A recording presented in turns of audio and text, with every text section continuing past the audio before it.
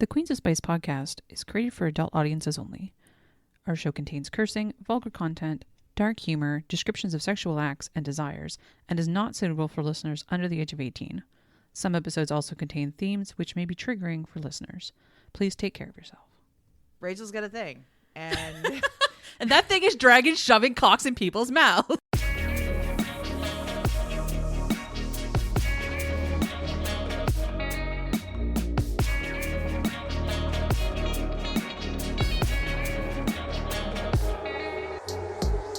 Welcome to the Queens of Spice podcast. I'm your host, Rachel Ragachu, and I'm here with my two BFFs, Jack and Ash. Hi, guys. Hi, Rachel. Ash, what are you laughing about? The fact that I broke a fucking table. Ash broke a table, so now we're recording in a weird setup, but I think we can make it happen. We can do it. Also, happy birthday to me. Happy birthday, Rargie. Thank you. Happy birthday. Thank you. We are here on my birthday episode reading a very, very special book called Fireseed by Jove Chambers, writing as Val Saintcrowe, published in 2022. This is not like a continuation, but it's another novel kind of in Val's little series she started. And the other one I talked about, which was previously I spoke about, which was Hoofbeats. I mentioned, because Jacqueline was all about centaurs at the time. And I was talking about Jack was the one that was all about centaurs. I mean, I'm always all about Jack, centaurs. how dare you be all about centaurs? Centaurs are the best. I'm sorry. I have a book. I have a book that you found. I came across it somewhere else too. That I'm going to be reading about centaurs. It's about the crime fighting centaur. I'm super I didn't excited. find it. I found this book. Yes, you did. And I have learned to stop stumbling across books, screenshotting them, and sending them to you, being like, look at this fucked up thing. Because you just fucking read them and then make me read them. Of course I read. Not only did I read it, I enjoyed reading it. So, Miss Gissele Chapman's dragon slaying magic is growing weak. Her life has always been chaotic. What with managing her secret slaying duties and her obligations as the daughter of a wealthy gentleman, hosting teas, attending balls, entertaining callers. But now, on top of everything, her magic is waning, and no one seems to know why. No one, that is, except this red-scale dragon that she still hasn't killed. That is what a slayer does with dragons. Even the ones who call her love in a lilting voice and go on about her scent and how enticing it is. The dragon says he's got the key to restoring her magic, and it's straining against his scales right there, ready to spring free and service her. But he might be lying. And anyway, she would never do such a thing, because she is a very respectable heiress, and she has a reputation to think of.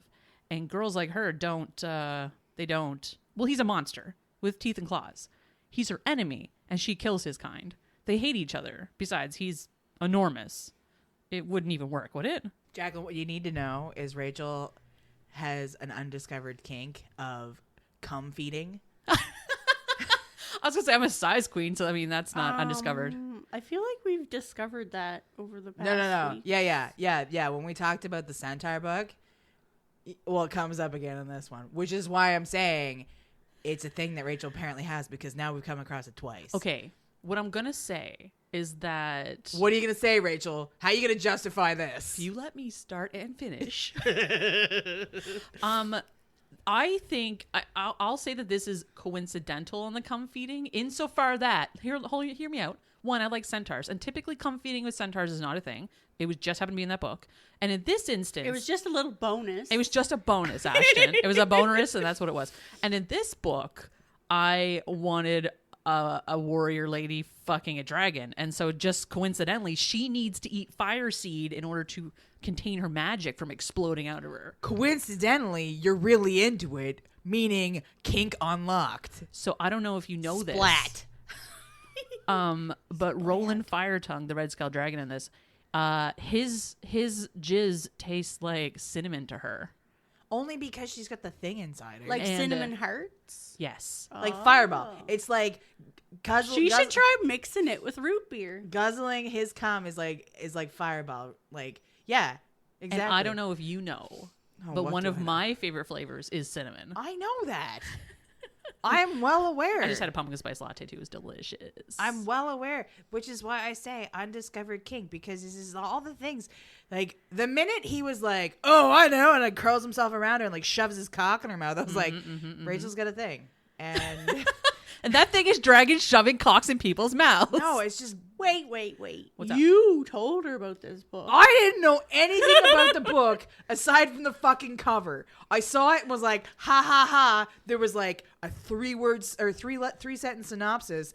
Screenshot, send to Rachel because I was laughing about It's it. called Fireseed. What the Well- hell did you think it was going to be? It also says Fireseed, a monster romance. And you know how much of a slut I am for monster romance. I love monster romance too, but I just no. So No. Gissele, Yeah, about her.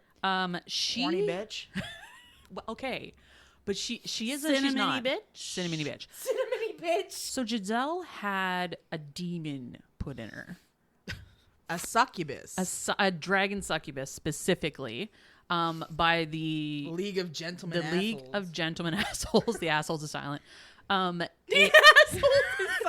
So, love it. so this happened when she was like 15, and so she is like a dragon slayer. Basically, she goes around and like kills dragons because in this town she lives in, dragons are like it's known that dragons like pick up women and children, eat them, and like take them away and whatever. And there's this They like have to do with the dispute. mines. Okay, so it's a land dispute. This is what they find out though, because that originally is not a well-known thing to the population. The League of Gentlemen know that it's a thing because all they care about is fucking money, and all of their money is tied up in these mines. Because they're men. Well, yeah. The League of Gentlemen. This is one of the The assholes is silent. the asshole silent. This is one of the overarching kind of themes in this book is that men are assholes and women need to be, because this is historical romance kind of, so it's like 1800s where it's like women don't have rights because Jane Austen sat down and was like, I know. Do you know what this needs? Dragons. And Cum fuck eating. or die. Fuck or die, cum eating. I do like fuck or die too. I know. Honestly, I kept reading this book and all I could think was splat, splat, Splat. splat, Splat. splat. That's a centaur throwback in case anyone's Yeah. curious. I remember. Well, Thanks. it's the same fucking thing. Thanks for being present. Also, I had a really hard time because I was picturing like not a long dragon. He's a long dragon. I know, and so he was like all up in her she was all up in his coils. I was like, Yeah, so he coils around her and holds her still. yeah. While I he was like, jamses. that's not like Taryn wouldn't do that. Taryn's a thick boy. So it's like a dragon constrictor. If you consult your notes, Jacqueline, I actually wrote a little ditty about it. Dragons! The dragons are kind of like really big snake guys with legs and wings. Got it. Oh, Gissele is a dragon slayer, guys. So we obviously know where this is going. Spoilers.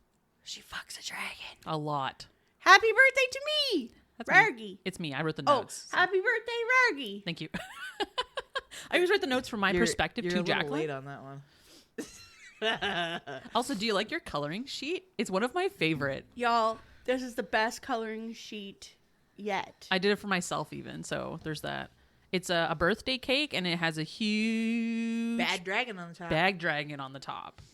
A bag dragon? A bad dragon? Bad dragon. Oh. Do you know the company who I would love to sponsor us? Yes, Hint, hint? right. Remember she was gonna let us order her a dick and we spent like fucking an hour and so a half long customizing it. Yeah. customizing it. And then we couldn't order it.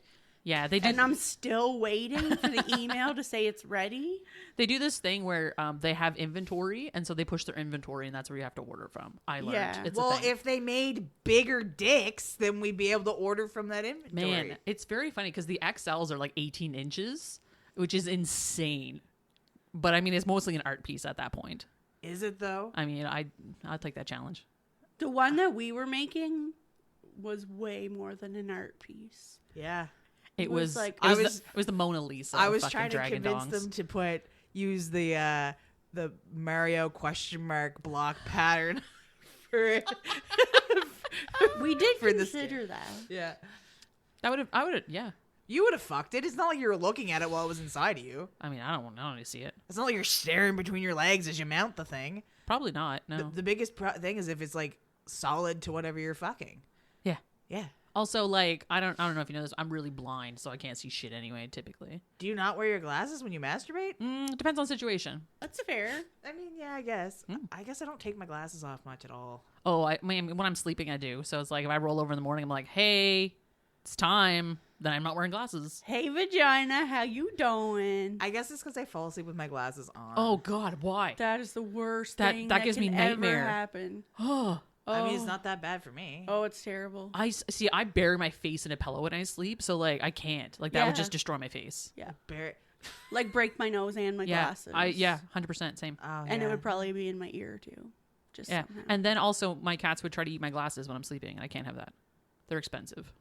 Cats. No, my glasses. Oh, yeah. Right.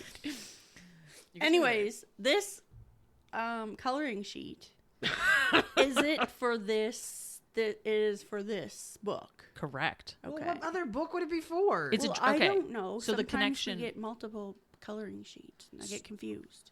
She only gives us one coloring sheet per episode. But there's only one this whole time. Oh, for all three. Yeah. yeah. yeah. Yeah. Spoilers. We record 3 episodes at a time because we have lives. What's a life? Oh man. So the It's cake. what we do in between episodes. Eat pasta. I'm not leaning on the table. I just need everybody to know that. Good for you, Ash. I'm so proud of you. I Such a know. good girl. This book. So this book. So she is a dragon slayer. As I mentioned, the League of Gentlemen put this demon in her. There's a whole backstory there with this character named Brandon, where he like has a crush on her seemingly, or like wants to fuck her at least seemingly. He's a dickhead. He's a fucking asshole, but he is a magical asshole in that like he has studied all of this like demon lore and shit, and he knows the magic, and he was the one that kind of coerced her into doing this, or not coerced her, but he set up the circumstances that she would want to do this, to be a dragon slayer. Not to be confused with a magical asshole that acts like a bag of holding. That you can fit anything in. Okay. Acts like a what A now? bag of holding that is an asshole. Okay. so you have a Okay, I can get behind this. I can get behind this. You can shove one in your vagina too. You can have a bag of holding vagina. Yeah, but he's not gonna have a vagina because he's assigned at birth male. That's correct. So he's not gonna have one. He's only gonna have an asshole. So he is a magical asshole, which you can shove things in. He's not intersex. That's true. He is, however, A dick. a dickhead. His father, his Uncle. great uncle, just regular uncle, Uncle. uncle. He's an uncle of some sort. Uncle? His uncle is Not Uncle Jake. Not Uncle Jake. Uncle Jake. Woof. His uncle is kind of the keeper of her estate because she doesn't get her estate released to her until, like, because her parents are long gone. Her estate doesn't get released to her until she's either, I think, 35 or married. Yeah.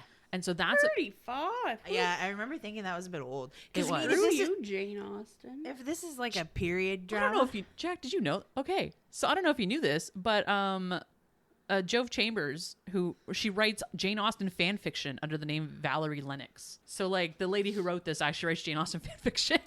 How fun is that? That is super fun. Yeah. yeah, I thought. Well, yeah, considering the fact that like if this is a period drama, Right? How old do you live to be? like Although, 45. well, but the uncle is like an old dude. Like he's in his 60s or Yeah, but he's 70s. been fucking virgins for how long? So he's obviously Okay. claiming the life force of young women that are like unwitting and Okay, like so that's a great segue, Ash. Thank you. you're welcome. So Virgins. virgins. So this these Dragon Slayer women. This is a history that goes back many, many years.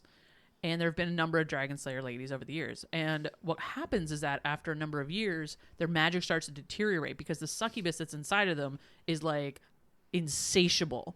And Insatiable. God, sorry. Insatiable. I know how much you love that word. How do you is it? It's not, Insatiable. sorry, how do you pronounce it again? Samhain. Samhain, is that it? Yeah, that was me. Whatever. It's That's me. it's not- Hi, I'm the problem. It's me. It's a word I've never pronounced out loud until that time. Insatiable. Insatiable. We got another insatiable bitch up in here. Well, okay, so the demon inside of her is making her insatiable because the demon is like slowly deteriorating and losing its mind and going crazy because the succubus needs to Starving. fuck stuff. It's starving. And so you're right, it is starving. And so when she captures one of the dragons, because her magic is deteriorating so much that the last time she tried to kill a dragon, it started talking to her. And so she's like, oh shit, I didn't know dragons were like sentient, mindful beings. Even though she's been talking to the red one all along. Well, but so this is like kind of going back is one started talking to her, but she ended up killing it. The next one she came across was this dude Roland, who she captured and then like chained up basically into a cave. And so she's been talking to him and asking him questions and trying to get him to like tell her what is going on with the dragons, because she's like, you guys are sentient creatures. Like I'm killing sentient creatures. What is going on here? And so she finds out that the dragons have this feud with humans, and like they're smaller in number considerably because humans have been killing them over the years, because of this dispute with the mines that you mentioned. As a rite of passage, young dragons would go to these mines and collect this stone, which I didn't write down, but it has a name. And to basically start their horde. And so it's like a rite of passage for these young dragons. And so they were killing dragons and not allowing them to do that, because the mines are very profitable for humans. And so the humans obviously want to make more money. And of course, the League of Gentlemen, who are all rich Not people, gentlemen. or who are not gentlemen at all. They're just a bunch of rich assholes. And so they have a vested interest to protect these mines and the lands in them. And they use the magical asshole to help them become bigger assholes. So Butt plugs are very important. Jesus Christ. Thanks, Ash. So Gissele, there's this whole thing kind of going on in the background. Like, apart from her needing dragon seed to kind of quell the Also, the book is called Fireseed, so essentially the book is just called Cum. correct. Dragon cum. You're the one who didn't get it and recommended it to her. Don't wreck me books if you don't want me to read them. I learned that the hard way. Literally. Also, giggity.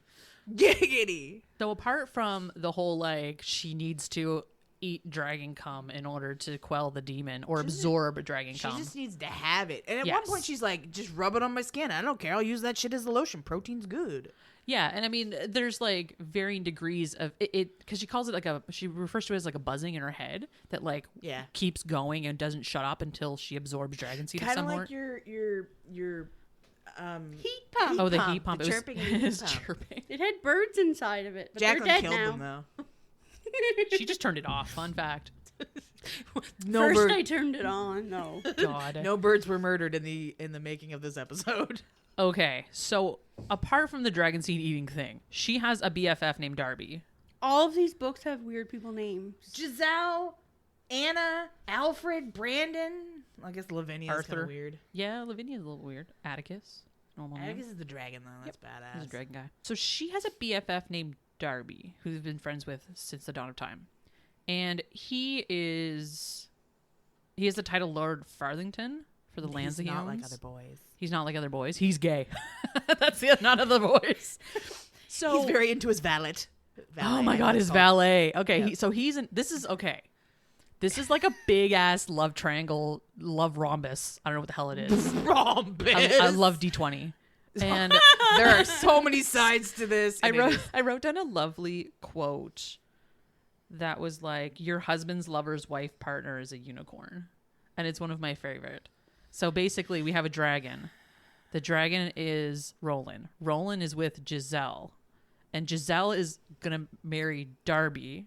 And then Darby ends up in a relationship with Brandon. And then Brandon marries this gal named Lavinia. And Lavinia has to stay a virgin. And is a partner with a unicorn.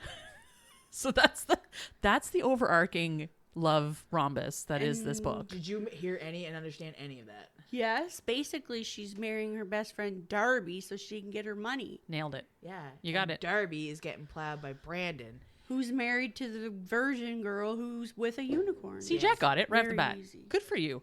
So When you first explained that to me, I literally sat there and stared at you. I don't doubt you. I've explained this to several people over the last couple of weeks, and they have all equally stared at me. For multiple reasons, I'm sure. See, I get the complicated shit, but try to tell me about Kylo Ren or whatever. Woo!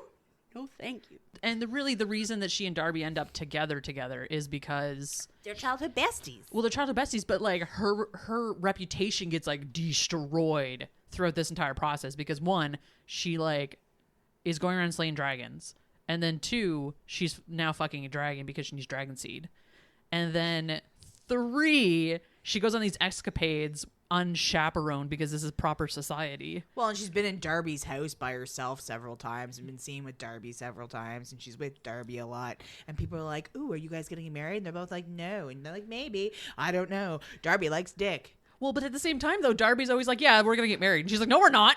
And so it's very funny back and forth on that. Yeah, and then Darby likes dick. Darby does like that. I love I don't love, actually. Do you love anything about this book? There was one thing, and I will bring it up when we come closer to it, that I did think was really cute. She was so fucking clueless when Darby's like halfway trying to explain things to her. She's like, I don't understand. I was like, what is this, fucking Bridgerton? When the mother does not fucking explain how babies are made? Like, correct. Well, that's the thing. Her family, like, her father died when she was like 14, so her mother was like dead before then too. So like, she does not have a proper upbringing. I think you know where babies come from before you're 14, don't you? But here's the thing. This is like historical kind of romance not stuff. Jane Austen's era. Exactly. Exactly. Do you remember when our parents told us it was storks? I do not. My parents never said that. That's right. Mine either. That never happened. Your mom taught sex ed, didn't she? Yes. What's your point? And later in life, my mom taught sex ed too. That's hilarious. My mom taught sex ed, but my sex talk had nothing. Like, my sex talk with my... You don't have to tear that Band-Aid off if you don't want to. It's okay. It was... No. I just fucking... Everybody else gets like... This is how babies are made. And I get, men are selfish creatures by nature. Women have to take into their hands their own orgasm. I have to impress upon you the importance of foreplay. What? Dude, I got the like nursing video versions, which was like, here's how biology works. Yeah. So, like, I would have preferred that. I didn't want to sit and have a conversation for 45 minutes with my mother explain to me manual oral and anal sex. What's manual sex? It's when your hands, dude. It's Fingers. it's this guy named Manuel. He comes in. Manuel comes in. Manuel comes hello, Manuel. It's nice to see you again, This sir. man sick. That's a nice hat you have. You got a video? My mom was like, "Oh, so you guys had the sex talk today at school, did you?" Yep. Do you have any questions? Nope. Okay, bye. That tracks. That 100% tracks. Yeah, that's. Yeah. And then we both cried ourselves to sleep at night. Well, and then Nice. and then I've got the partner who's like, I've never heard my mom say vagina, and I'm like, he has 5 brothers. I'm like, heck, man, I've heard my mom say vagina so many times, and he's like, I've heard your say vagina so many times too. I'm like, why? I've heard your mom say vagina lots of times. My mom taught my boyfriend sex ed in grade 9. Hilarious. Yep, good times. They thought They weren't dating at the time. They were not. No. Everybody used to joke that my mom was gonna be the next Sue Johansson, It's interesting. Because- Also, Rip Sue. right? Yeah. Because And Bob Barker. Bob Barker passed away today. Oh, because we're in the past. This is August. yep. This comes out. Oh, do you know when this comes out? This comes out on Friday the 13th. Do you know where I'm going to be on Friday the 13th? Salem. I'm going to be in Salem. I'm watching a freaking haunted magic show with one of my friends, and I'm so spooky excited. friends. I'm amped. It's like Who's the not- best way not to us. spend Friday the 13th. Friend. I have spooky friends. I have friends other than you guys. Did you know? No. I've got like 2 other friends. Don't worry about What? it. It's not a lot. I'll kill them. Please don't kill them. I won't kill them. She needs friends other than us. Can I have friends other than you guys? No. Oh, okay. I mean- just color your sheet. You'll be fine. So Giselle has a number of conversations with Roland while he's in the cave, chained up, and he like alludes to knowing how to kind of quell her demon, Yeah, he does. and the smell that the smell that comes off of her, because it is a succubus dragon demon. He like cannot for the life of himself control himself, and he is like a fucking asshole because he's a dragon and he's being held captive, so rightly so. And so he calls her a lot of really terrible names, which is very interesting. So also trigger warning, there's just like some fucking shit in this book. If you're gonna read this book, like go ahead and read the warnings first, because it's a I think any of the books that we read, Yeah. though, they like. this one has some like consent stuff too, because when she goes into this kind of haze with her demon thing, she can't control herself. Fuck or die stuff always. It's a has fuck. consent Yeah, that's the thing. issues. It's a fuck or die situation, because like especially with Darby, because Darby is not into women, and so it doesn't turn him on or anything. Oh, that was actually that one actually kind of bothered me a bit. That was a weird one. Like when they're in his bedroom, I felt really bad for him. I did too. And then it's interesting because anyway, we'll get to that point. But Poor Darby. so she has a conversation with Roland about how to quell this situation. And she finally gets to the point where like she can't control herself, and like the buzzing in her head is getting so obnoxious that like she can't think straight, and she finds herself back in the cave being like, you need to like, how do I do that? Like, how do I fix it? And then they kind of like have sexy times They kind of have sex. where together? he like coils his little body, he coils his big old body around her, and then like crams his dick in her mouth.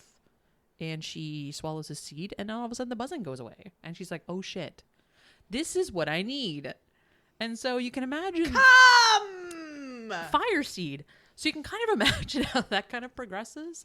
Cinnamon jizz. You can imagine how that progresses. So at one point he does get loose. So okay. She's always been loose. He gets loose. I mean, he makes her loose at one point with his huge dragon cock. She has a bunch of conversations with Alfred trying to figure out this demon situation and how to like get the demon out of her, basically.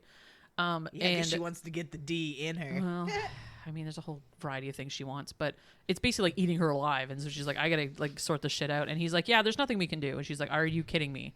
And then Darby, who is technically part of the League of Gentlemen because he's like, you know, a lord or whatever, he gets this vial of stuff that is supposed to like kind of quiet. It's almost like a sedative. So it's supposed to like chill her out so she won't like, you know, like go off the laudanum and handle. stuff. Yeah. And then for some reason though, his valet drinks all of it. I really feel like not Alfred. What's his? Arthur is a dickhead. Arthur, I'm getting dickhead vibes off Arthur too. I feel like Arthur takes advantage of the fact that he knows how Darby feels about him. I feel like Darby. I feel like Darby gets the short end of the stick. It's like he gets shafted without getting shafted. Like that's not fair. Who the fuck is Arthur? It's Arthur, valet. his valet. So his like manservant, basically. Who he's in love with. Darby's in love with him. So he's like quietly in love with him. He's quietly in love with him because he's very gay and he's like, this guy's real hot. And he admits that he gives Arthur a certain number of liberties. Oh, because for sure. So like, you allow your valet to drink? Like, yeah, why not? He keeps my secret. It's like, But then he gets his hold of this vial that he thinks is alcohol or something and drinks all of it and like is comatose. Yep. And so because he's comatose, he and Gissele are like losing their minds. Like, how the fuck do we fix this? Like, he's like gonna die. Like, what's going on? And so they have this conversation in front of her maid, Anna. And Anna's like, oh shit, let me help. Because she is kind of dating him. Is boning him. Quietly. And then, of course, Darby's like, what the fuck, Anna? Are you kidding me? I thought he was gay. And he's not. He's dating Anna. So anyway, I don't think he thought he was gay, did he? I think he hoped he was at the very least. Yeah, I think the hope was there. So... I mean, like, I hope that I'm going to stumble across Adam Driver having coffee and he's going to be friends with me. I don't know if that's going to happen, Ash. Exactly my point! Fair. Okay. Darby hopes that Arthur's going to wake up one morning and be like, fuck, I'd love to gobble on some knobs. Same thing. Gobble on some Darby knobs. What about Brandon? Okay, Brandon. He's a dick. So, Brandon, however, I can't remember who it was. Somebody suggests that, like, a unicorn will fix Arthur's problem. That was, Anna. Was it? Okay. I think it was Anna. So, but to get the attention of a unicorn, you have to have a virgin. Or sorry, somebody who's a virgin and pure of heart is the problem because none of them are pure of heart. Let's be honest here. We're all fucked. No, yeah, because totally. they're drugging each other and whatnot. Yeah, it's a whole thing. Well, and she's like slaying dragons, whatever. And Anna's like, she's like, I'm not a fucking virgin. I've been fucking Arthur, obviously. So they find Lavinia, who is one of Gisele's like friends, kind of. They're these people are like holding teas and shit. So like when I say friend, I mean someone who calls on her to like take advantage of her reputation, basically. Yeah. Try to like increase her position in life. So Lavinia, however, is very much virginal and like a little like has no idea where babies come from, for example. And so they get a hold of Lavinia and like bargain with her to take her to the unicorns to like wrangle a unicorn, basically. So they do that. They go off. They get a unicorn. They get a unicorn. They like put a chain around its neck and have to capture, and it's a whole thing. Also, it's not happy. The unicorn is like cursing, which is amazing. I want to point that out. It was one of my notes. That sounds amazing. Because the unicorn's basically like it can't control themselves because they want to lay down and put their head on the lap of a virgin. It's just a thing they want to do. They want to sniff that virgin pussy. I don't know. Anyway, I'm not going to speculate on that. I was almost going to say, don't we all? And then you said that. Vicious. So we all want to put our heads in the lap of virgins? I don't. I certainly don't. Hard pass. Why not? Why? Sounds nice. Do you want to put your head in the lap of anybody though? Like, does it matter if they're virgin? I mean, maybe if they're virgin, they're cleaner. I don't know. It depends. What kind of virgin? Are they hanging out in, like, geeky stores and, like, playing? Do they have smegma? Oh.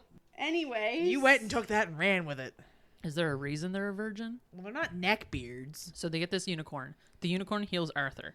In the meantime, all the other unicorns, as soon as they like capture this one unicorn, all the other unicorns are like, oh shit, let's get them, motherfuckers. And so they end up stabbing Gissele like a bajillion times and she almost dies. But then the unicorn heals her too.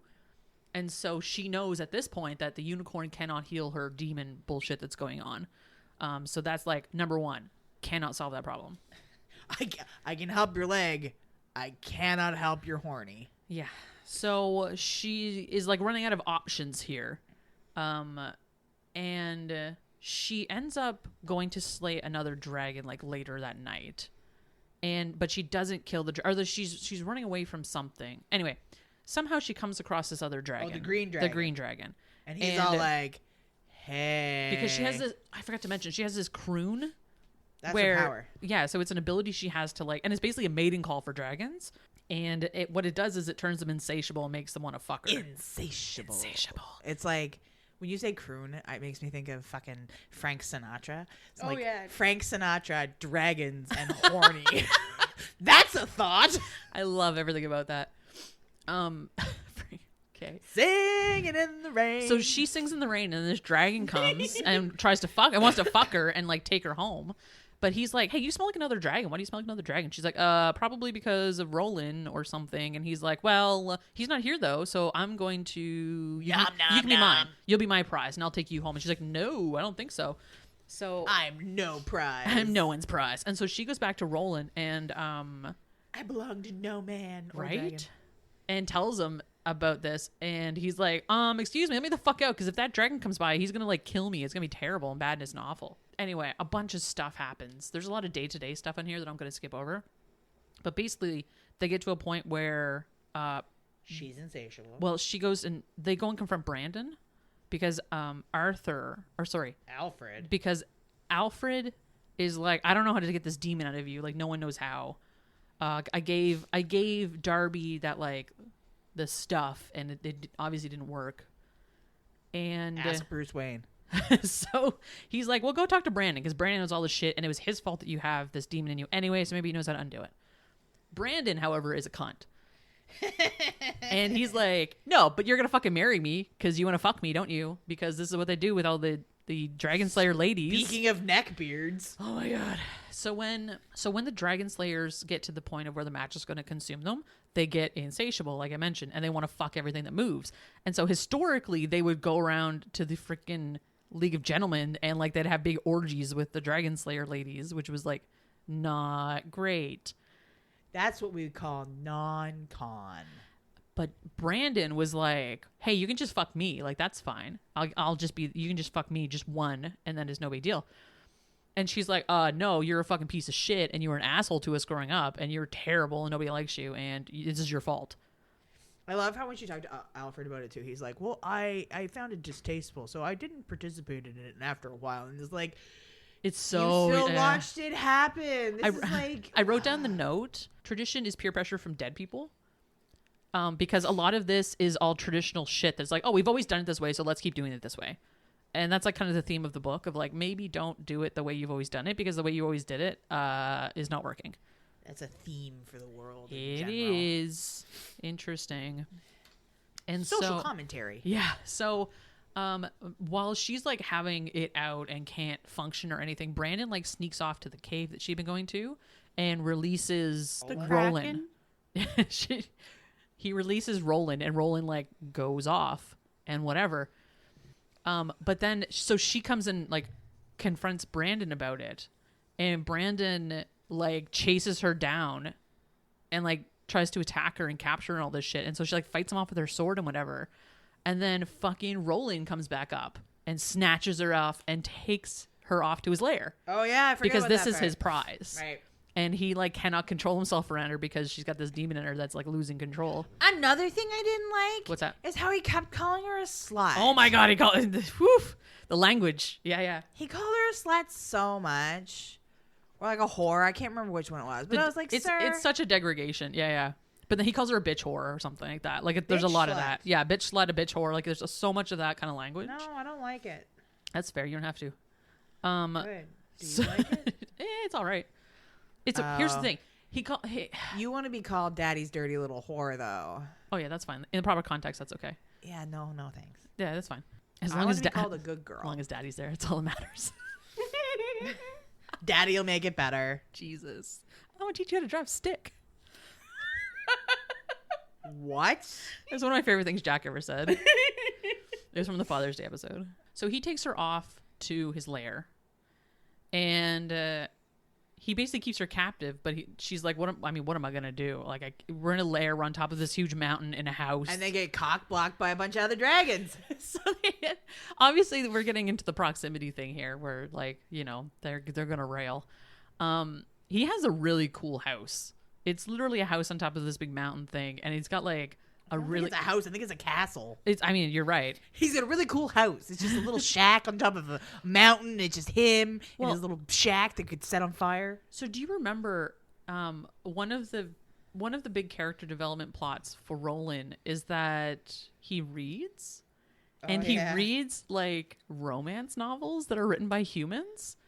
And so he's got to like, I don't know. It's very funny because there's this kind of ongoing theme where bitches love libraries. Well, I mean, he's like a very intelligent guy, but he's also like a fucking dragon. So it's like this weird dichotomy of like romance novel dragon. So it's weird. And then he turns on and calls her a bitch slut. So it's very divisive, I would say. So basically, because that's the problem. I mean, that's part of the problem. So they're about to do it at one point in his really cool bedroom, which sounds amazing. Actually, it's like a soft, squishy floor, and it's amazing. Ooh. Well, no, but it's like what would you call it? It's like a lair where it's like soft, squishy floor. Pad? It's definitely a fuck pad. It's 100% a fuck pad. Anyway, I love how you're like trying to come up with. I'm like, it's a fuck pad. Thanks, Ash. It's a fuck pad. And then they get cock blocked because the other green dragon shows up with Atticus, who's like boss dragon. Oh yeah. I forgot he was there. And they're just like, excuse me, you can't have the fucking dragon slayer here. Like, what are you doing? Like, you can't do that shit. Like, you gotta kill her. Like, you gotta give her to us, and we're gonna fucking kill her. And he's like, no, because we're trying to make her not a dragon slayer, and she doesn't want to be a dragon slayer, and she didn't know, and she's horny. And not to mention, she's mine, bitch. So like, ownership is real. She is a horny bitch. That's true. Horny. Anyway, they do fuck. Oh my god, they fuck so much. You Finally. see all these tabs in this book, Finally. Jack? They fuck so much in this book. Oh my goodness. There's a lot of fucking. Now, in fairness, a lot of Is those. that orange one for me? That orange one's for you, buddy. Oh. Just for like his you. dick. It's red. No, it's blue. It's blue. Yeah, that's right. He's red, but he's got a blue dick. Kind of weird, but anyway. You can color your dicks blue if you like. I'm gonna color mine orange. You can color whatever color you want. I'm gonna. So they end up going back because they need to get rid of this demon. They end up back with Brandon, and Brandon's like, okay. At the behest of his uncle. He's like, okay, I got a plan. And at this point, too, like, he's also made a move on Darby. So, like, he's kind of part of the gang now. And by making a move on Darby, you mean she made a move on Darby. No! I'm not going to go through the whole thing because there is a scene that is, like, very uncomfy. Yeah. And there's very non-Connie because Darby doesn't want to fuck her, but she's like, somebody's got to fuck me because I'm going to explode if nobody does that. And then he's like, you're my best friend, so like, of course I'll do it, but he doesn't really want to do it. And then he's like making out with Brandon at the same time as like railing Gissele, and it's a whole thing. And then he's like, but you might be pregnant with my kid, and it's just like all this other shit. It's anyway. It's weird. It's uncomfortable. It's super uncomfy. So, like, if you're going to read this book, just beware that there's some uncomfy shit like, that goes on. I'm all down for non-Connie stuff, but, like... And the way it's written, too, I'll say, too, is that, like, you could... like, the whelm was palpable in that, like, nobody is happy with this. Like, nobody at all. Even Gissele knows in her mind that she's, like, not cool with this, but, like, there's nothing she can do to control herself.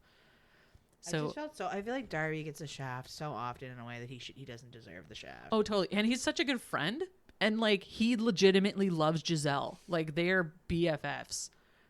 And they like grew up together and love each other, and it's like, and so like the fact that they even get married like makes a lot of sense. Well, even if he's like, Brandon, you're not touching her, Brandon. No, you yeah, can't well, touch there's that too. No, Brandon. No, bad Brandon. Brandon, you may only fuck my ass, no one else's. And hilariously, because Brandon had a crush on Darby the whole time, and he was like using Gissele to like get back at Darby, which was the whole thing. And I'm just like, come on. But also, Brandon has a really good redeeming arc. So I never thought I'd say. Okay, so Brandon's like, okay, I got it. I got a spell we can do. We have to go up to my cabin, my family's away home, which is like another fucking castle up north. And so they all get together, and they have to okay. You know nothing, Jon Snow. So they bring Lavinia, because this is like they have this whole deal going on where Lavinia is gonna marry Brandon, and then Darby's going to marry Gissele, and they're all gonna like go up north and elope, because none of them are actually going to be married to each other. Because as I mentioned before, Gissele ends up with the dragon, Darby ends up with Brandon, and then Lavinia ends up with the unicorn. So Lavinia needs to stay a virgin. But she needs to stay pure in order for the unicorn to want her. Correct. Which, I'm sorry, is some bullshit in and of itself. Like the whole, I don't want you unless you're a virgin. I know it's a unicorn thing, but it just, there's this like... Well, and down the road, do you remember, because at the end, near the end of the book, they mention that Lavinia actually does have a child with Brandon because they need to have an heir or whatever. But they do like the turkey baster sitch where they like... No, she doesn't have the child. Darby and Gissele have a child. They both do. I thought that she didn't want to because she was worried that even that would take her virginity. And it was just saying because unicorns love virgins and they love virgin births even more. And they love children. Yeah. She does end up having a kid at the very end of the book. It's like an offhand comment that's made. They go up north, all four of them. And then obviously... all the way up. And Roland is also... Yeah, so all the way up. Roland's in it. They have to stop every so often because Gissele like gets the buzzing in her head, and it's like getting shorter between the times when she's like, need Fireseed, must fuck dragon now. Yeah, and like fucking in the sky. Like they do sky fucking. She's like, have you ever done this before? He's like, no, but it can't be that hard, surely. Yeah, because the only other person he's had sex with is another dragon who he forced himself on. So the way dragons work is that when female dragons don't stick around. I wonder why. Okay, but that's one of the themes in the book. So the female dragons don't stick around because they get ostracized as younglings. They don't keep the female eggs. They basically throw away female dragons. They keep the male eggs, Yeah. but then they like give the female eggs to the wilderness. So then, wonder why the female dragons don't want to fuck you. That's legit. It's a thing. So like, Get rid of those weak eggs. but they also go into heat. So like they need, again, similar to the dragon succubus, they need to get fucked. But they're also vicious. So like what ends up happening is that a male dragon fucks a female dragon. They hold on to that sperm along with other male dragon sperm and then lay a bunch of eggs at once. And then someone finds out and claims the eggs and then distributes the eggs if they can to the appropriate fathers. It's a whole thing. And sometimes they sell them. They're like, ha ha ha, I have your eggs. Can I have some of your hoard, please? Yeah, totally. And so Roland does have an egg, and it's just like hanging out, and he's like, yeah, I'll incubate it when I'm ready to like retire, basically, or go to bed or sleep. When I'm ready to retire. When I want to pass down my hoard. So he like, you know, he has a kid, basically. He just like has to decide when he wants it. Yeah, an unborn child. He's got an egg. He's like, I'll hatch it when I'm ready. It's a thing. When I'm ready. And if it's a girl, fuck it, I'm throwing it away. Okay, but Roland is different in that regard, in that he never once thought about whatever comes out of that egg. He's never getting rid of it because he has a lot of human sensibilities in that regard. And he's like, well, he's romantic, like, dude, because he reads all these romance novels. And so he like picked up a lot of human habits and mentalities. Habits? Yeah. Like fucking like humans. not throwing away children.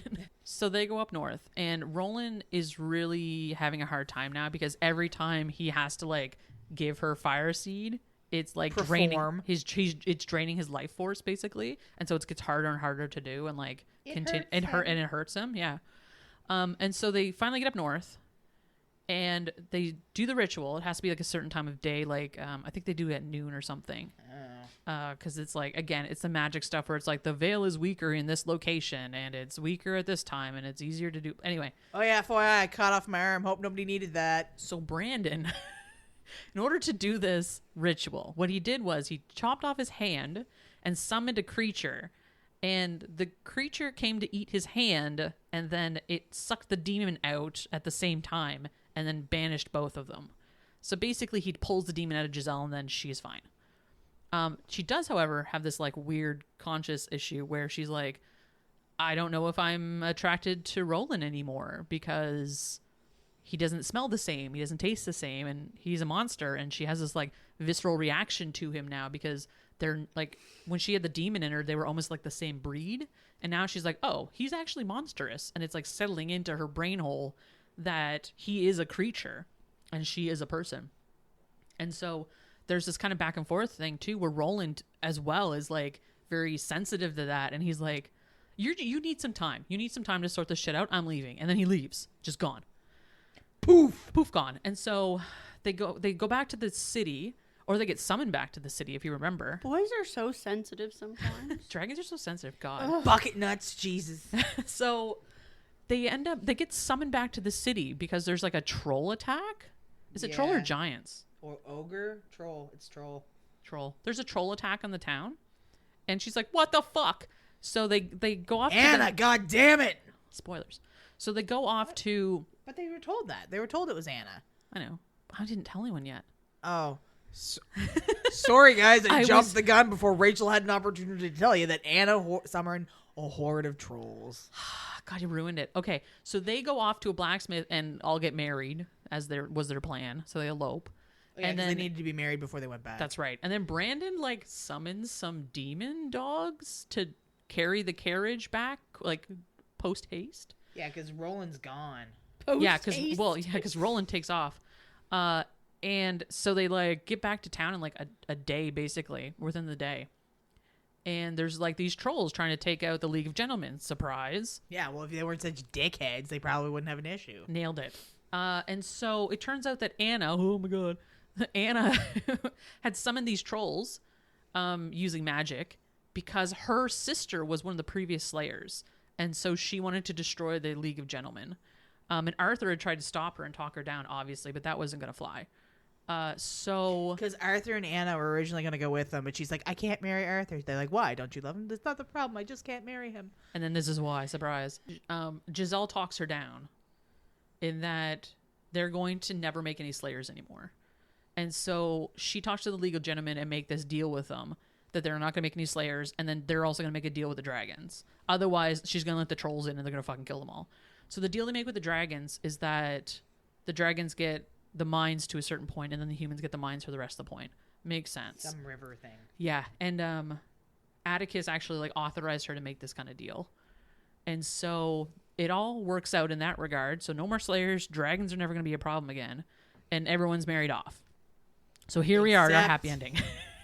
Roland, who's gone because he's a big mopey man mope. So big mopey man mope takes off. And so she talks to Atticus and she's like, yo, like he just took off. Like, what do I do? And he's like, he'll come back for you. Don't worry. Like, you're his prize.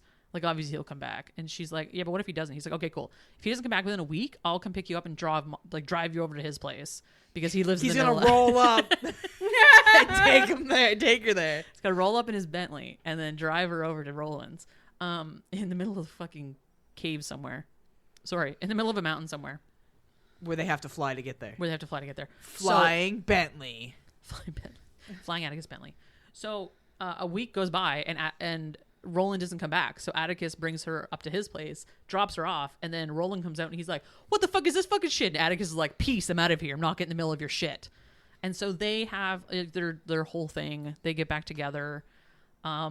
They like work out how this is gonna work, where like she needs to be home to do stuff, like home in the town, but she's gonna like live with teas, to host teas and such. Be a bitch. Will be an heiress.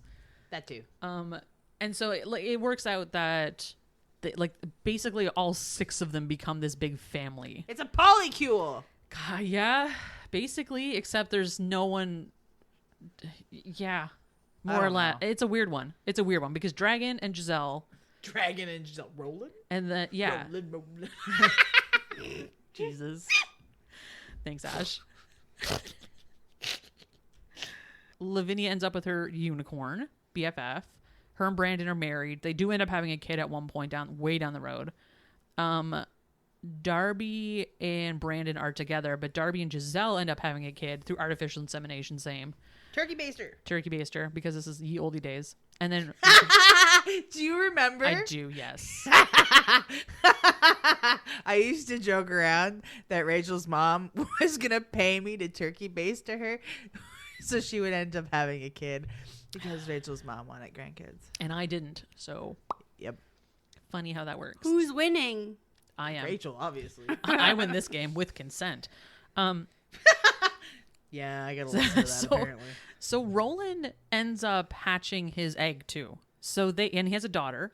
So they end up raising his daughter, and then Gissele has twins. Yep.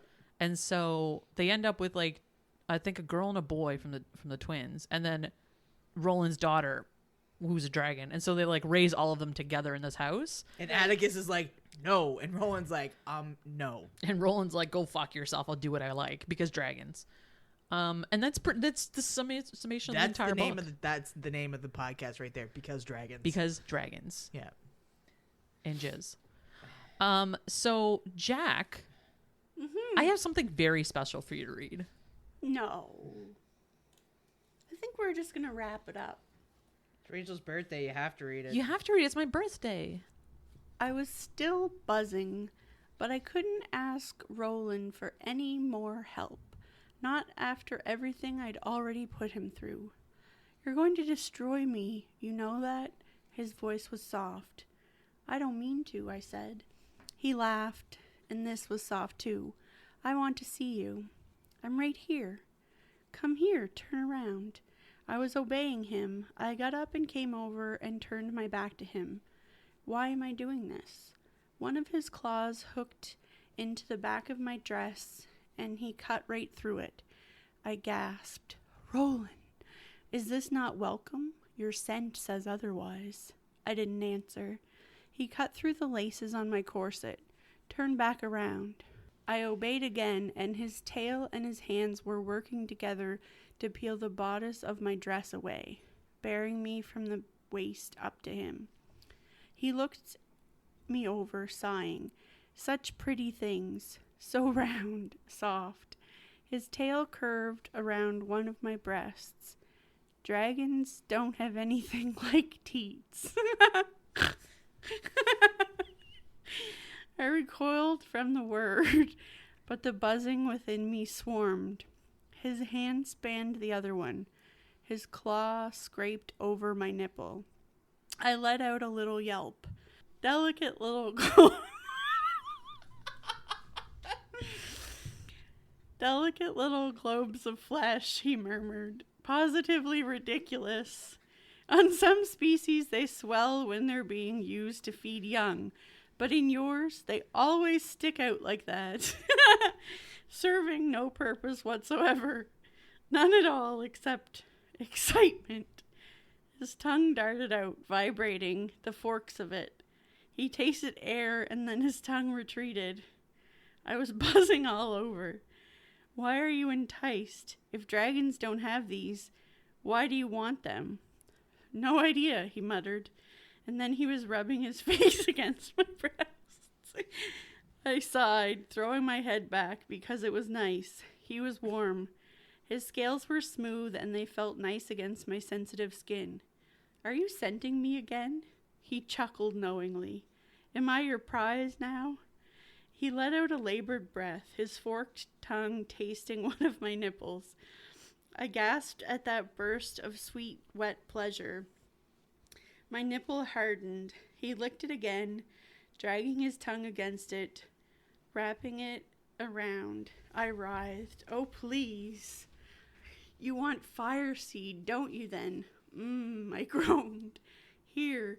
He nuzzled me between my breasts. Hold these soft little round teats together for me, and I'll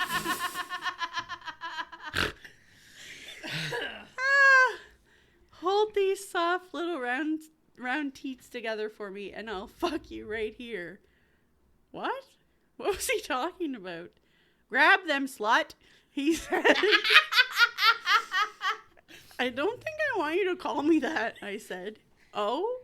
You think that causing you displeasure bothers me? Why is that exactly? Don't be cruel to me, Roland, I gasped. You're my captive now. Haven't we established that? When I was your captive, were you cruel? But one teat in each hand, that's a good temptress. I did it. I did it. Push them together nice and tightly.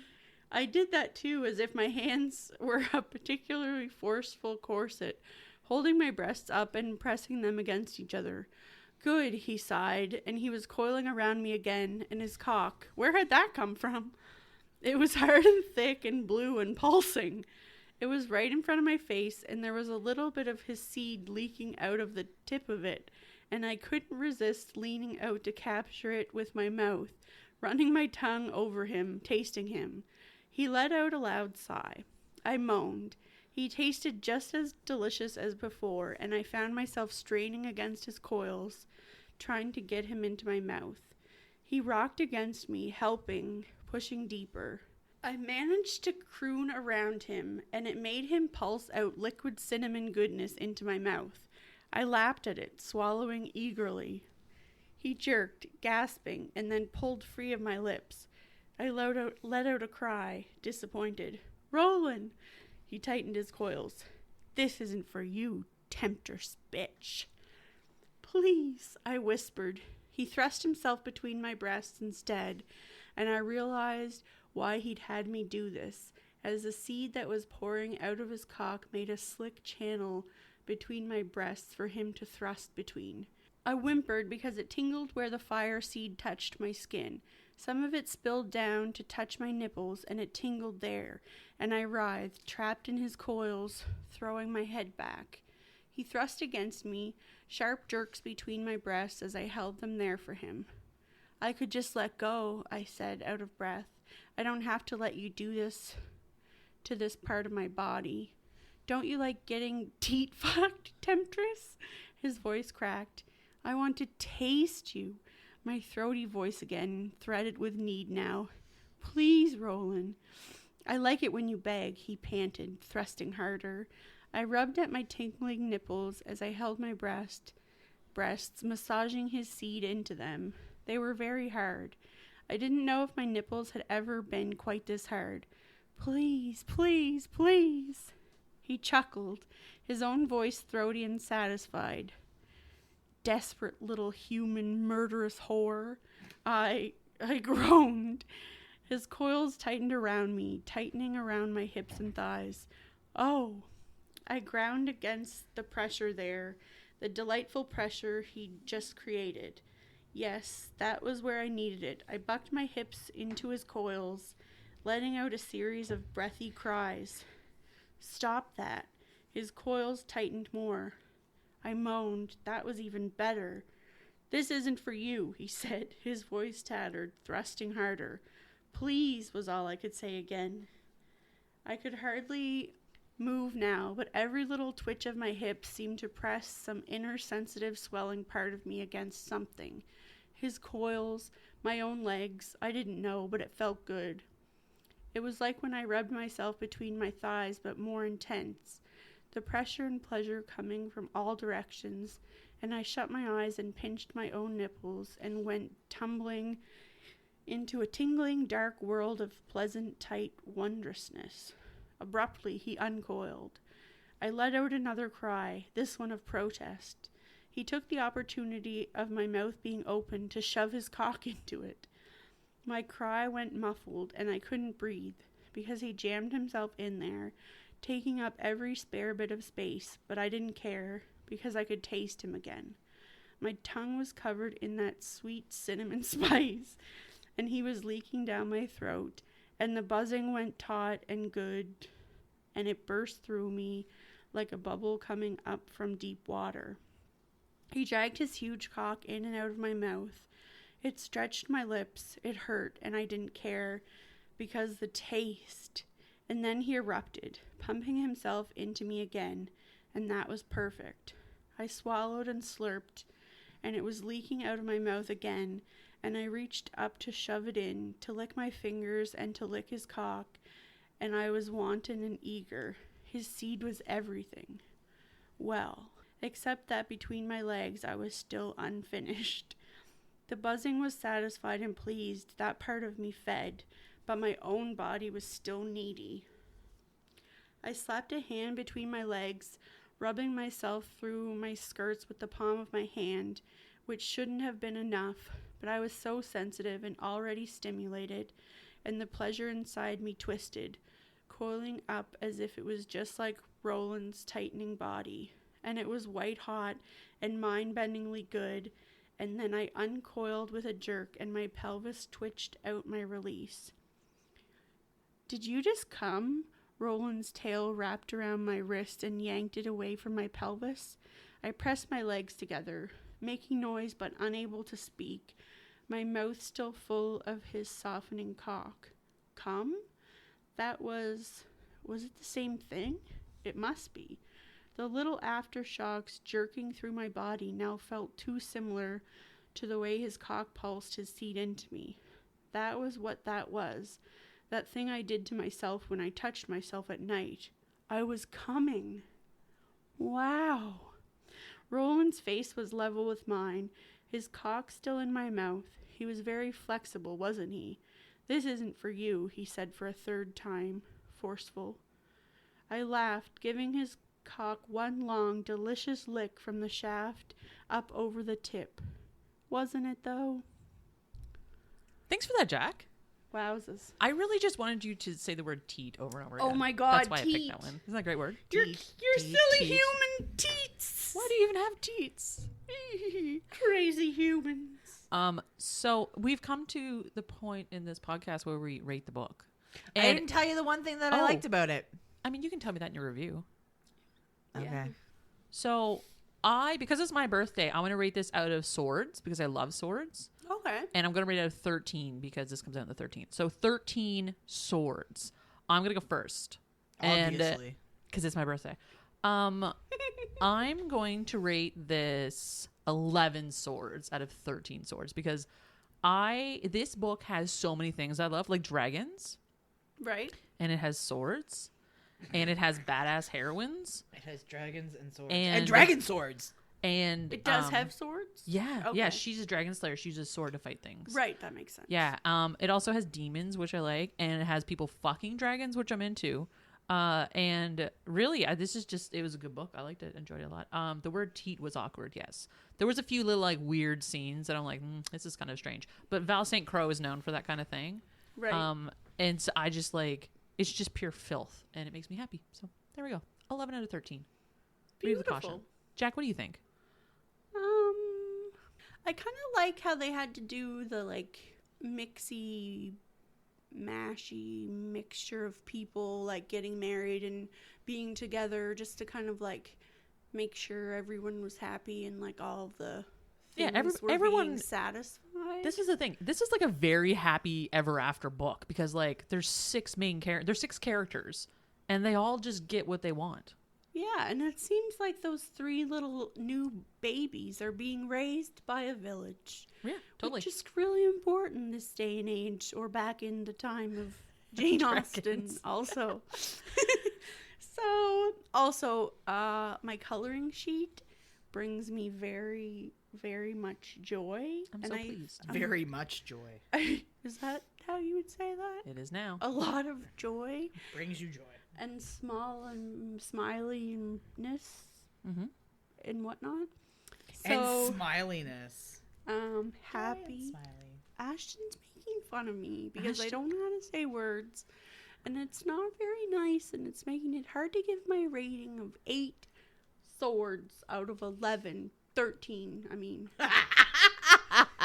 Thanks for that. I appreciate that. I really appreciated your assessment, and I value it intensely. Thank you. So you're welcome. I don't know how to really modify swords. Maybe they're pretty sharp, but one's kind of dull. Well, it might be kind of rusty. Yeah, a little And rusty sword. actually, yeah, Bent. no, I'm Chipped. good. Broken. Ashton, how many swords do you want to give this book? Oh, you have to tell me what you liked about it first. Cinnamon. I Oh. love cinnamon. Oh, so good. The only part that I was like, oh, that's sweet was at the end. Like when Jacqueline said about how they're all living together and whatever. Mm-hmm. But Everybody got love. Everybody got love, which You're a sucker for it. I am. Yeah. When she found Roland giving the twins the stones, and he's like, "You have to start your hoard early." I was like, "Oh, that's cute." He gives her the twins that she has Because he goes to the mine and gets their little stones and puts them in their cribs. Yeah. Because he's like big dad energy. Like he loves being a dad. That was cute. Yeah. That, however, does not make up for the rest of it. Nope, not even a little bit. Wait, I have a very important question. What is your It question? may change my rating. What do you got? Does the unicorn have a name? No, it doesn't. It's just called unicorn. I don't know. Nope, they don't have a name. Okay, I dropped down. It doesn't have that one. What would you name it? I don't know. Fletcher, maybe? It's a good name for unicorn. I like that. Fletcher. So what was your rating, Ash? Or did you have something more to say? 5, maybe. I don't know. 5 very pointy swords. This is the first time you've rated something so low that you're not sorry. You And I'm usually not sorry. agonize over it. And you're not agonizing right now. Look, what I will say is this. Okay. It was not poorly written. No, it was very well written. Val Saintcrowe is a great author. Hashtag teats. I found it to be repetitive, though. It was one of those books where words are repeated a lot, and that, you know how I feel about that. Teats to teats, teats, teats to teats, teats. Not even that. I really read the word teats 4 times. Yep. Yeah, So, and it's yeah. it's like even more like I don't like that. You'd be more creative. Tits. Breasts, Boobies. Anyway, He's it's a not dragon. it's not even the teats part. There was a couple words like Yeah. it was like, Totally. you know, I looked into his Cinnamon. face and then he touched my face and it's like you just used face twice. Coil. Oh, yeah, the word coil. Anyway. It has nothing to do with the author's ability to spin a story. It has everything to do with the fact that what the fuck. And I mean, like, I will not apologize. I'm for not art. asking you to apologize. I'm not. I'm not. I think I was just irritated by like, oh great, another gum gobbling book.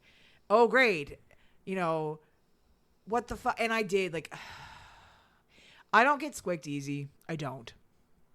I really. Did his book squick you? The Darby thing did. Yeah, that's right. Like, and it was like, and that's coming from somebody who has read a lot of non-con. But when I read non-con and it's like, Did you say squick?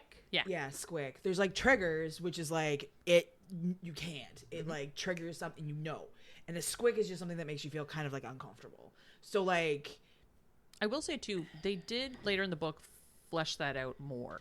They had a conversation about how it went down, and like Darby came to terms with stuff, and then Gissele, obviously like feeling horrendous, came to terms with stuff too. And it was like, it was a conversation they had like out of the throes of all of it, like by themselves. I understood the need of it. Yeah. But when I read stuff like that in a non-con setting, there is one character that is just obviously intentionally non-conning it. Yeah. And you know that. And like like this is being forced and all those situations. It was just, it made me so uncomfortable because Red Darby was so uncomfortable with it. And so it came through like so much harder than I think it would normally. And even still, I read Still Beating by Jennifer Hartman, and that was one where they were kidnapped and held in the basement, and it was her and her brother-in-law, and she was sexually assaulted repeatedly, and then he forced the guy to do it. And even then, that didn't make me feel as uncomfortable because the tone of the book was that. Mm-hmm. That was like not it's a dark romance. That was not the tone of this book. Mm. So when you slide into that part, you're like, fuck. Like it's like petting a cat backwards. And I was just not prepared. Like, even though it was like kind of like led up to, and you knew it was probably going to come, I just wasn't expecting the level of like, it's also a thing I need to point out that Darby, and this is where like the dubious consent situation comes in, because Darby was like, no, I'm going to do it because nobody else is going to, but I'm not okay with it. Like this is the thing where it's like, Brandon could have done that. Brandon could have stepped up, but he was like, Brandon, no, absolutely not. And Darby like totally owned that. But that's the same thing with Still Beating, is like, he knew he had to do it. He wasn't comfortable doing it. He did the best he could with it. But again, the tone of the novel was they were kidnapped. Yeah. The tone of this was more like lighthearted and, like you said, a happily ever after. So like, even though like this is a dragon saying slut bitch every 12 seconds and people dying, even that wasn't. The tone is still quite different. Exactly. You're right. Yeah. I think that's what Temptress. Yeah. Like Teats. It was just like, I don't know. I don't think Val Saintcrowe can write like a proper dark romance. Like there's too much like, not comedic value, but lightheartedness in it. Like, I don't know. You told me that this was the same. What was the book that I was going on about that I was like super happy about? And you're like, oh, we're going to review it for the podcast. Morbidly Yours. Oh, yeah. And I was like, oh, how it was really quippy. And you're like, yeah, this is the same. This was not the same. Are you sure I wasn't talking about the witch book? No, it was. I mean, this book is very quippy. Because I was reading you clips from Morbidly Yours about something to do with like the death jokes or something. Anyway. And you're like, yeah, this one's written the same. I was like, this is not the same. this is not the same feel. I do not feel the same way. Well, don't quote me on that then. Sorry.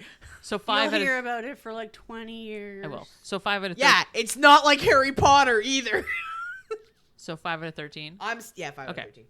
Well, thank you. That I appreciate the assessment. Then like there were things that I was like, oh yeah, that's cute, whatever. But no, sorry. So love you, Jack. Yes. What have you been listening to this week, or reading, or watching? Anything good? The Block, Okay. which is my Australian show that I like. It's a renovating show. Oh yes. Okay. So it's like team of twos, and they each kind of renovate a house, and then at the end they auction it and get to keep the money that they make over the certain amount. I didn't do that on purpose. Ashton made a cookie look like it was giving the finger. She thinks it's hilarious, and Rachel's annoyed by it. It's quite funny, you guys. Happy birthday to me. Happy birthday, Rachel. Eat the happy face. I'll eat the happy face. Anyways, Ashton's crazy. Mm-hmm. Making Rachel crazy. Yeah. The Block. Good times in Australia. Awesome. Ash, do you want to talk about what book you read? Sorry, do you want to talk about one of the many books you read? Let me clarify. I did my homework. I'm so proud of you. I know. I did it when I was here, but still. I read lots of books. Jacqueline, this is Jacqueline's home. That's homework. I read The Intern, which is, I think, been really popular lately. Maybe? I don't know. I think I've seen it on TikTok a lot. It's got the really, like, strikingly handsome man on the cover, which I guess is like most novels. But anyway, it's by Serena Ackroyd, and it's about Devlin, who... And I listened to the audiobook, which was Jacob Morgan and Joe Arden. Of course, yeah. Oh, Joe's your guy, right? Joe's her guy, yeah. Devlin is like this. He owns he's this high hoity-toity money, blah, blah, blah, titles, England, whatever. And he runs his family's publishing company. But he also owns a club where there are dark rooms where you can go in and get fucked. And he does this. He likes to have anonymous sex with men he does not know. And he has sex with this guy. And he's remarking about, like, how odd it is that this guy is, like, kind of sweet. And, like, kisses his dick after blowing him. And all of this stuff. So they has the sex. It's hot. In case you were wondering. I was, thanks. No problem. I assumed, but... Yeah, I mean, it is what it is. A woman wrote this book, so I know. Right. So they have the sex, and it's in a dark room, and then the light comes on because the power goes out. And when the power goes out, the power comes back on. The lights go on really quick and then go out, and he sees what the guy looks like. Next chapter, meet Micah, who's an intern at the publishing firm, and he's going to work. And he gets off the elevator. Who does he see but Devlin? And he's like, shit, that's the guy I fucked. And then he realizes that he's his boss. So that's a thing. And admittedly, when I was getting into it, I was like, oh, hey, this is like kind of cute, whatever. But then it gets really heavy, like really, really heavy. Micah kind of, they like start their relationship or whatever. And then something really bad happens to Micah as a result of this crazy bitch who he works under. And Devlin's been trying to get rid of him and da-da-da-da-da. So Mike is, like, processing, and Devlin actually, like, takes a step back and, like, takes care of him. And then it gets really cute and sweet, but it's still really, like, sad because, like, is really bad. And I don't read synopsis before I get into books, so I was not expecting it to be forced things happening. So I really liked the book. It was great. And I mean, I would listen to Joe and Jacob read me a takeout menu.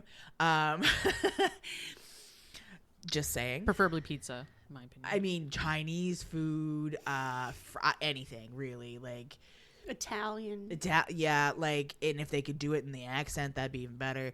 But what I will say is, if you are planning on, like, or have any desire to read this book, like, look into the trigger warnings just to make sure you're keeping yourself safe, because bad things happen. But it was so cute. That was the intern you said? Yeah, The Intern by Serena Ackroyd. And she's British, so, like, a lot of it is British, and there's a lot of, like, British colloquialisms and stuff like that, which is fun. Cool. I find that fun. Nice. Do they read it in an accent? Jacob does, yeah. Nice. Yeah, and it's not half bad. Like, it's cute because, like, they're both their voices are both very quite different. So it does give you that very distinct, like, difference of personality and that kind of thing. And, like, I mean, you both know how I feel about Joe Harden. We do, yes. Yes. And it's funny because I listened to, another book by him another book where he narrates and he has the French accent, which is the one that I played for you. And, like, he good at that. Mm-hmm. But I liked him as just, like, speaking as himself as, like, the young intern kind of thing, where Jacob was, like, the older. I mean, I don't know how old these guys are, but do you know what's actually kind of interesting about Joe Arden is that he doesn't. There are no pictures of his face, mm-hmm. And when he does TikToks, it's just his mic. His mic. But when he does, like, appearances, he wears aviators and a mask, and the reason, just like Chuck Tingle, kind of. But also, he's really about his fans, mm-hmm. And his whole thing is, like, he doesn't want them to envision him when they hear him read. Mm-hmm. He wants them to be able to envision the character, yeah, which I thought was kind of neat. But anyway, lies. He's just an Uggo. Nice. Nice. I mean, I can behind that. I love a man in a mask, so that's fine. I'm just joking. I'm sure he's wonderful, Uggo or not. Well, it's funny because I'd seen a thing where there was a woman who discovered who he was because it's not his real name. So he narrates a children's series under his actual name. Yeah. And so she heard his voice in her daughter's room and was like, "Oh no, oh no. And then she was like, "Oh, that's who that is. Okay, cool." And so but like nobody will, like, be like, "Oh, that's who this guy is." Like, it's just like, which I think everyone's keeping the secret. Yeah, which I think is kind of that's fun. Wonderful. It's good to have fans like that too. Yeah. It's a good fan base. Can you imagine? Yeah. No. Yeah, I can. Because that would No. That would happen in my house. Yeah. I'm literally waiting for the day when my son is on Spotify and doesn't realize that I'm around and, like, hearing our voices. Oh God, come no. across. That's a nightmare. Because he's always been like, "Well, when can I listen?" I'm like, "No." No way. And then he's like, "When I'm older, can I listen?" Because I always have a thing, like, you can, when you're old enough, yeah, you can do certain things. Mm-hmm. I was like, "Listen, when I'm dead and gone, you can listen." Not even that. Because, like, I don't care if he was listening to podcasts like this when he's older. There are certain things you should never hear your mother say. "I'd fuck a werewolf" is probably up there. Some of the shit Auntie Rargie says, no. No, like, no. So, no, I don't want my son listening to this in any capacity, and that is, like, a genuine fear I have, that I'm going to, like, come home after school or something, and he's going to be like, hee, and I'm going to hear my voice saying something about fucking splat, or, like... So would you recognize your voice since you don't listen to the podcast? I know what I sound like, because my voice is deeper. I listen to your guys' voices a lot, so I'm very familiar with them. Oh, I don't doubt that. Rachel's not happy with us for not listening to the podcast. Please listen to the podcast. I listen. Thank you. Do you?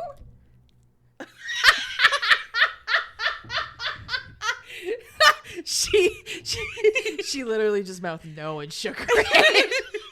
Happy birthday. Usually I to listen me. to like the little teaser at the beginning. Oh, yeah, it's a good teaser. Because they're hilarious. Because mostly they're Jacqueline. I appreciate the level of hard work and dedication you put into this, and I recognize that.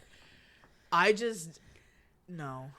You don't want to relive some of the shit you said. Honest to God, sometimes it's better not just to fucking remind myself that I am unhinged. I love you. You're great. Some days. So What'd you read, Rachel? Thanks for asking, Ashton. I was about to ask myself. I have to say happy birthday to myself. I have Right? to ask myself what I've been reading. I had to get myself my own damn cake. Oh my god. Do myself my own coloring sheet. So I actually, the book I want to talk about is not like a spicy book. It isn't like an adult fiction book. Oh, it's like me. Kind of. You're an adult fiction book? I will precursor this, but No. like there's some shit that happens in this book that like deserves trigger warnings that the author didn't give. And this is, I think we talked about this, Ash. So the book is called The Ninth House by Lee Berdugo. I think it's Berdugo.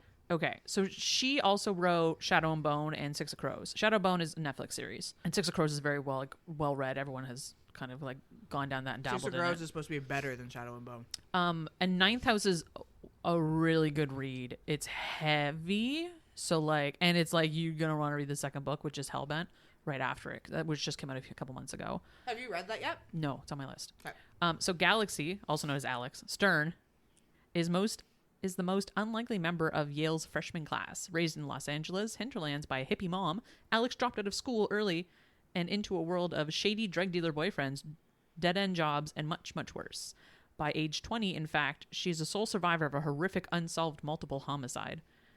Some might say that she's thrown her life away, but at her hospital bed, Alex is offered a second chance to attend one of the world's most elite universities on a full ride. What's the catch, and why her? Still searching for the answers to this herself, Alex arrives in New Haven, tasked by her mysterious benefactors with monitoring the activity of Yale's secret societies. These 8 windowless tombs are well known to be haunts of the future rich and powerful, from high-ranking politicos to Wall Street and Hollywood's biggest players. But their occult activities are revealed to be more sinister and more extraordinary than any paranoid imagination might conceive. The skull and bone. Alex sees ghosts. That's the first thing you need to know about her. And because of that, she ends up in this position as basically like a protector.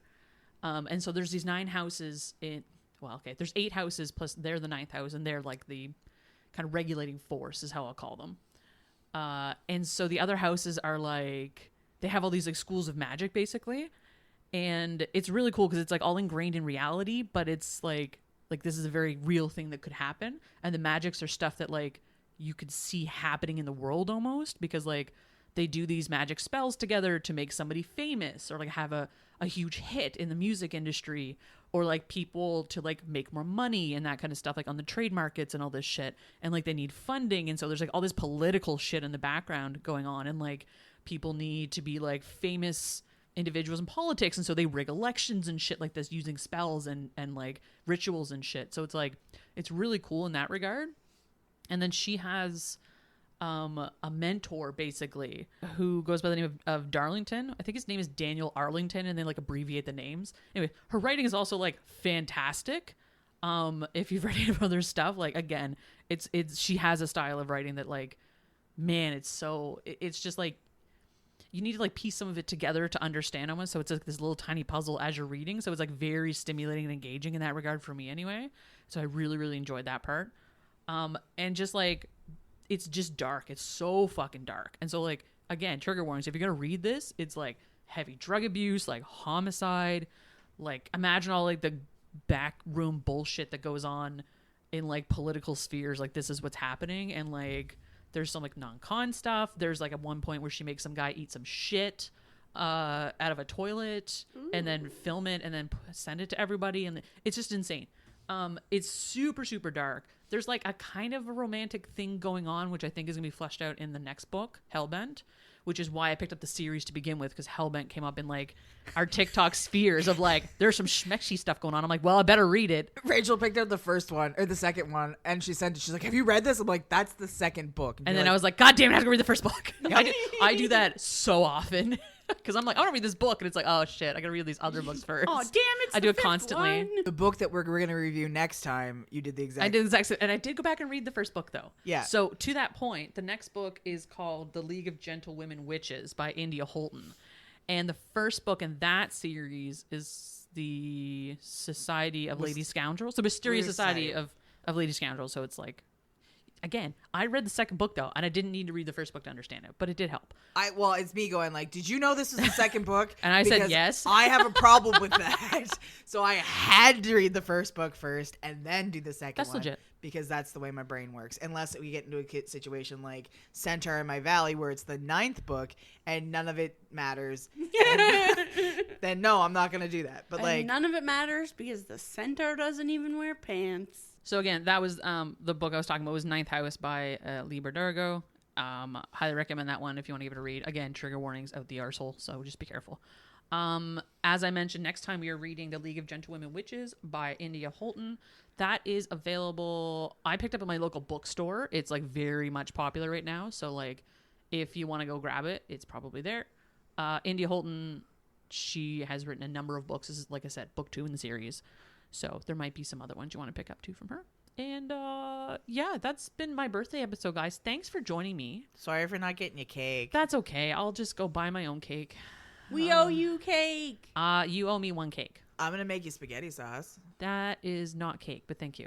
I still appreciate that. With beans even. With all the stuff that you bought. Yeah. I'm going to make you spaghetti sauce or us spaghetti sauce with all the things you bought.